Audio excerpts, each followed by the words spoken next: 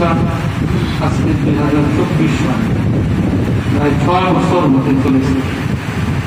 আলহামদুলিল্লাহ ইতিমধ্যে এই মাদ্রাসা থেকে এই অঞ্চলে একটা মাদ্রাসা যখন কোন একটা এলাকায় বাড়ানো, 1 নম্বরে ওই এলাকার সন্তানেরা বড় ধরনের উপকৃত হয়।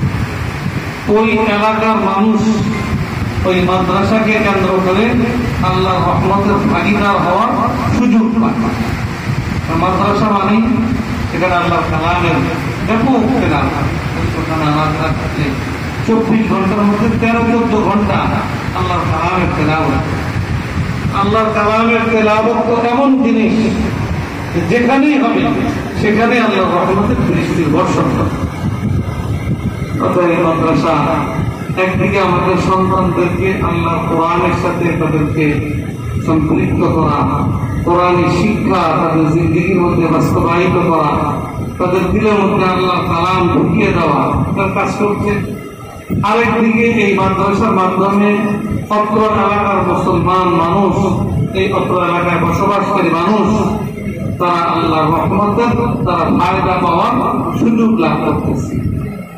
এটা অনেক বড় একটা বিষয়। পাশাপাশি আজকে এই প্রতিষ্ঠান আনুষ্ঠানিকভাবে আরেকটি শাখা শুরু করতে যাচ্ছে। বাকি প্রতিষ্ঠানের শুরু লগ্ন থেকেই ঠিকই এটা ছিল যে যারা নিয়মিত মাদ্রাসায় পড়বে তাদের বাইরে স্কুলগামী বাচ্চারাও যদি আল্লাহর কালাম শিখতে চায়, আল্লাহর দ্বীন শিখতে চায়, একবেলা পড়ার মাধ্যমে 1-2 ঘন্টা পড়ার মাধ্যমে তাদের জন্য সেই পড়ার সুযোগ রাইতেই মাদ্রাসা শুরু থেকে এই পর্যন্ত কার্যক্রম পরিচালিত হয়েছে।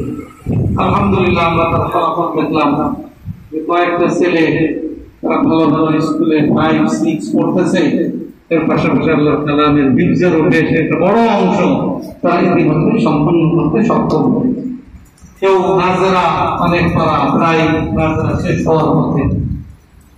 ওই কাজটাকে আজকে থেকে একটা সুন্দর সুশৃঙ্খল পরিকল্পিত অত্যন্ত সুশৃঙ্খল ভাবে পরিচালিত করার উদ্যোগ নেওয়া হয়েছে।